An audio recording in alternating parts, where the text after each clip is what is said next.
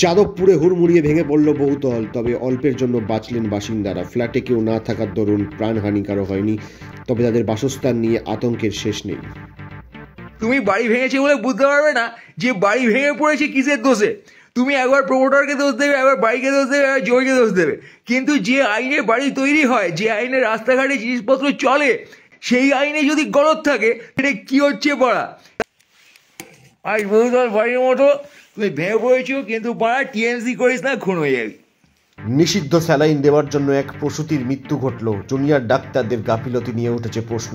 তদন্তে জানা যাবে এই স্যালাইন কাণ্ডের আসল সত্য কি। এই জুনিয়র ডাক্তারের অপরাধে স্যালাইন কেলেঙ্কারি হয়েছে বলা হচ্ছে ফাজলামো এটা। স্যালাইন যেখানে চুজ করছে কে? Higher authority.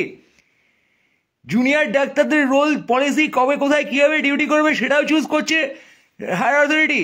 হাসপাতালে যেখানে ডেথ হচ্ছে ম্যাটারনিটি ওয়ার্ডে, তার দায় রাজ্য নিতে পারছে না, স্বাস্থ্যমন্ত্রী পুলিশ মন্ত্রী নিতে পারছে না। জুনিয়র ডাক্তারকে আমি অ্যাপয়েন্ট করে বলছি জুনিয়র ডাক্তার ভুল করছে, তার জন্য লোক মারা যাচ্ছে। Isn't it fun? এটা হাস্যকরভাবে ভয়ঙ্কর নয় কি? সর্বত্র মৃত্যু তৈরি হচ্ছে। এবার এই মৃত্যুর মানে কি, কারণ কি? কেসটা হচ্ছে স্টেট মারছে, এবার মেরে জুনিয়র ডাক্তারের উপর দায় যাওয়াচ্ছে। আরে বোকাচোদা, জুনিয়র ডাক্তাররা প্রোটোকলে কাজ করছে, তারাও তোর আন্ডারে কাজ করছে। স্বাস্থ্য মন্ত্রক আজকে দ্যাটস ফাকিং হেলথ মিনিস্ট্রি, সে যদি জুনিয়র ডাক্তারদের উপর দোষ চাপায়, সেটা হচ্ছে ওই সিএম এর কে এসপি না কোন বালকে অপদার্থ বলার মতো। রাজ্যে কোনো মানুষের নিরাপত্তা নিয়ে এটা ফাজলাম হচ্ছে, এটা বালের রাজ্য চলছে ওরা।